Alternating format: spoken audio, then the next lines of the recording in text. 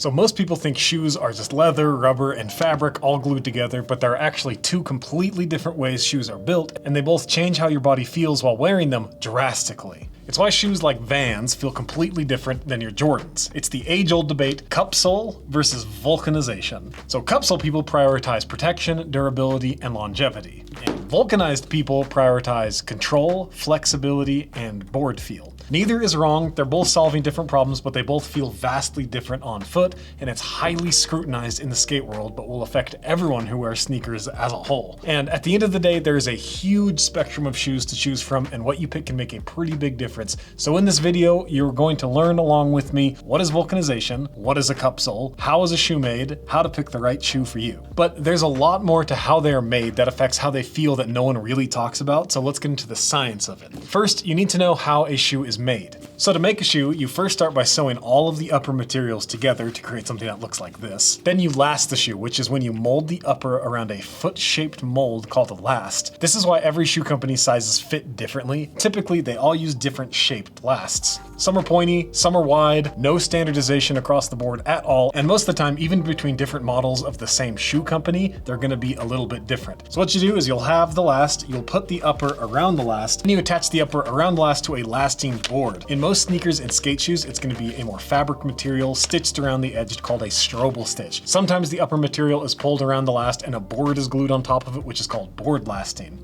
But once the shoe is fully lasted and attached, that's when you put the outsole on, and that's when the biggest changes happen to the shoe. It's where you can either go down the vulcanized route or add a cupsole onto it. And there are a lot of differences between the two, and in the skate world, it can really affect how your shoe feels on the board. So let's go over what is important, why it's important, and what you should look for when you're spending your hard-earned money on the right shoes. So first, we'll talk about what is a cupsole.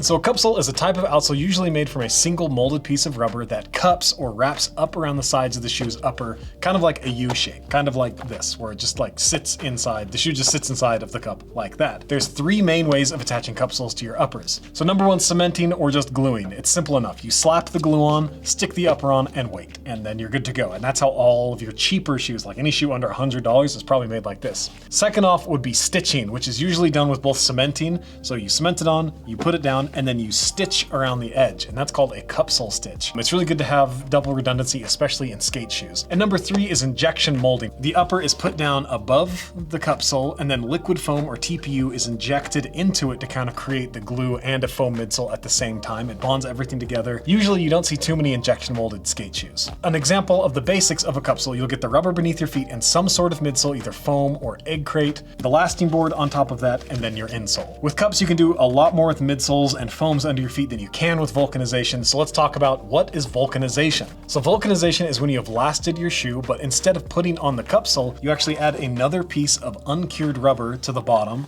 So you add that on, and then you'll add another piece of uncured rubber and wrap it around the edges, which is called the foxing. In skate shoes, you'll most likely see additional pieces of foxing, like on the toe, you'll get another layer right there, or like on this Vans, you can see the additional layer right there. After those rubber pieces are glued on, it gets put into an autoclave, which is pretty much just a giant oven that applies heat and pressure and chemicals, and it bakes for a while. That process bonds all of the pieces together to create one solid outsole. See, this is one and two pieces right there, but it's one solid piece after it comes out of the oven. So one fun fact about this process is that because Vulcs are cooked at about 200 degrees for so long, most foams and TPU cushions will not survive that process. It will break it down and disintegrate or melt it, so you really can't put a foam midsole into a Vulc, which leads us into the pros and cons of each type of shoe. So we'll start with the benefits of a cupsole. Cupsoles are usually more durable because the rubber is harder, and because there is no oven, you can get much more comfortable foam midsoles in your shoes. Good for jumping down stuff. They usually hold their shape for a lot longer, so it won't get too broken in or feel too soggy and unresponsive. But the cons of cupsoles are because the rubber is harder and stiffer, it's usually less grippy, and some people say their flips are bigger and better in Vulcs, and they're usually heavier than Vulcs, especially with more cushioning and stuff put into the actual shoe. And there's a significant break-in period for some cups. I'd say all cupsoles have way more break-in periods than any Vulc. And you get a lot less board feel, so you won't be able to feel as much of the ground and the board while you skate. It'll just kind of feel dead under your foot. And usually the cups are more expensive, since new molds for an outsole can run anywhere between $10,000 to $25,000, depending on how complex the sole is. So a super complicated cupsole outsole like the Reynolds is going to be a lot more expensive than something like this, where it's just one piece, and this versus multiple pieces.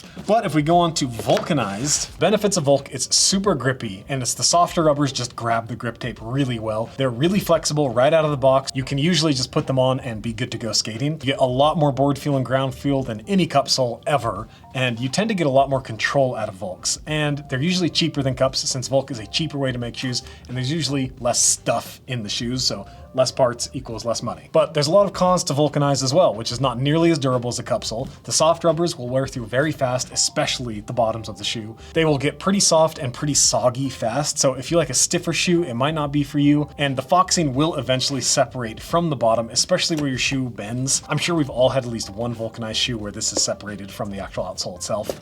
But it's not a black and white line. It's a huge spectrum of shoes. So I'm gonna go over exactly what to look for so you have the perfect shoe for your feet and how to tell what you're getting before you buy them. So I have a couple rules of thumb. Sam's rules of thumb. They're not 100% accurate all the time, but they're a good example to live by. Right off the bat, the more flexible it is, right off the bat, the quicker it will break in. So compare this Vans, which is really flexible, to something like the Jordan 4, which is not flexible at all. These are gonna take a lot more to break in than this.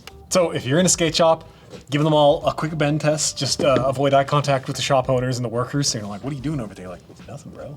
Don't even worry about what I'm doing over here. And that should kind of help you figure out how long it's gonna take to break in. Secondly, how puffy they are really dictates how much you're gonna feel the board on top of your foot and help with the amount of control on your foot. Usually the slimmer, the more feeling and control, and like the puffier, the less control and less feeling you're gonna have, and vice versa. So those are two really good rules to live by before you buy your shoes. Now we're gonna go over every single level. There's really 3 levels of Vulc and 4 levels of Cupsole. So I'm gonna go over all of them and how to decipher what's best for you, starting with the thinnest, most feeling shoes to the thickest, most protective shoes. So starting with the Vulciest Vulc, we have examples like the Last Resort ABs, Vans slip-ons, and Nike Janoskis. So with these kind of shoes, you're gonna have your outsole, you're gonna have a really soft, lasting layer, especially with shoes like the Last Resort where they're meant to break in a lot and their lasting board is pretty much just fabric. It's not gonna be super dense. Typically the less dense the insole is, the more board feel you will get. These shoes are also they're all like hole cut, especially the slip-ons. They're gonna break in and get really loose up top as well. They're gonna pretty much be like socks on your feet where you can feel everything beneath you.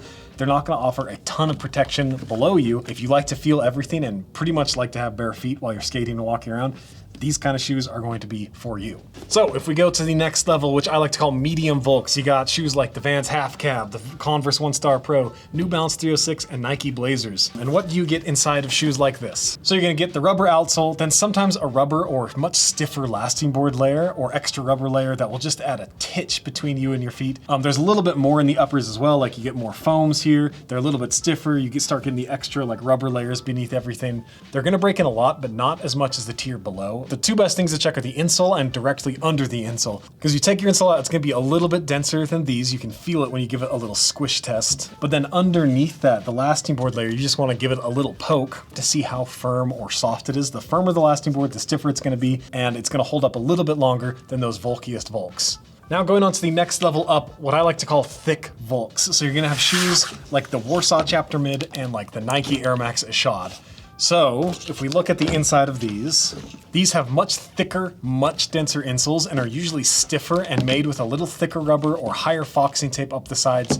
It'll keep it a lot less floppy. It'll still break in a lot, but they seem like they hold their shape a little bit more than the other 2 layers. A good rule of thumb if you're torn between Vulcs is to compare the insoles, give them the old thumb test, the squish test, and just really flex them, because the flexibility is gonna be the biggest thing that matters in all Vulcs. These ones, you're gonna still have more board feel than pretty much any of the Cups, but they're definitely gonna have less board feel and feel more Cupsole-ish than the rest of the Vulcs. They're usually made with thicker, stiffer leathers. Everything's just a little bit upgraded and nicer, or there's just more materials that keeps them stiffer and thicker.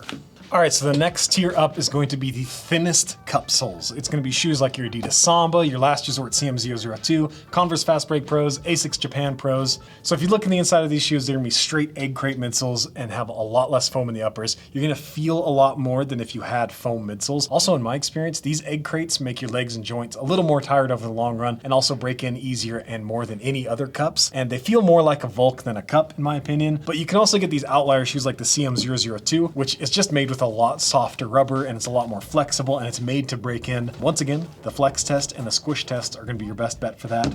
So that is what I would look for if you're looking for a very thin cup. Okay, the next tier up is what I like to call medium cup soles. It's gonna be shoes like your Asics Legoretta, your Nike Dunks, your Tyshons, your iPath Grasshoppers. So if we look at the inside of these shoes, they all have these half foam wedges in the heel and they all skive down to nothing in the toes. The best way to kind of look for these is to take the insoles out and just give them a press down, because you're going to feel if it's an egg crate or if it's foam. There's a very distinct feeling. You can press down and feel the little cartons and they feel much different than foam. These will still have a lot more board feel than you think they're going to, especially like with the Nike Dunk. It has a lot more board feel than you think it's going to. It just feels different than egg crates. It usually feels a lot better, a lot more comfortable in my opinion. There's typically a lot less feeling in the heel and almost nothing in the toes, so you still get all of the board feel you need up here and all of the cushion back here. This is probably the most common style of cup sole. And so this is just like your next step up. They're also going to be a little bit stiffer because all of these foams aren't going to break in as much as just the rubber egg crate outsoles. If you go into our next level up, we have the thick cups. So this is shoes like the New Balance 480 and the Asics Gel Flex Ski and like the Nike Nyjah 4. So if you look on the inside of them, you can see they have these full length foam midsoles. It makes them a lot stiffer, unless you like the Gel Flex Ski and have these specific cutouts, but they're gonna be a lot stiffer because the full length midsoles make them stiffer. A lot more break-in time, a lot less board feel. They're good for jumping down stuff. They're good for protecting your feet from anything below it. Or like as Ryan Lay says, when he does gaps for younger men, he always puts on shoes like this, which I think is really funny. It's just the next step up. I feel like there's a bigger change in board feel from medium cups to thick cups than anything else on the board right now. But there is one more level of cupsole shoes, and it is a level I like to call Big Daddy Cups. It's gonna be shoes like the New Balance 933, the Jordan 4s, and the Nike Air Maxes. If you can see on the inside, it's just super thick, full-length midsoles, or in this case, air units. There's gonna be lots of stuff beneath your foot, very bulky shoes. They're bulky below, they're bulky above. They kind of feel like boats when they're on. They even make short kings a little bit taller even. They're really good for big drops, or if your feet hurt a lot, you're just not gonna feel the board at all below your feet or above your feet. It's gonna be really good if like you're old and your feet hurt all the time, or you have like toe arthritis and you have to have foam beneath your feet to even skate. So there you go, that's the 7 levels of skate shoes. The main takeaways from this entire video are cup soles are gonna be super stiff, super durable, and more cushiony, but they're gonna have a lot less board feel. It's good for if your feet hurt and you want to feel less of like the bumps and the drops beneath your feet. And Vulcs are lighter, more grippy, and have a lot more board feel and are way more flexible, but you lose pretty much all your durability and all your comfort in the trade-off for that. So they're really good for control, but really bad if your feet hurt and you're doing big drops.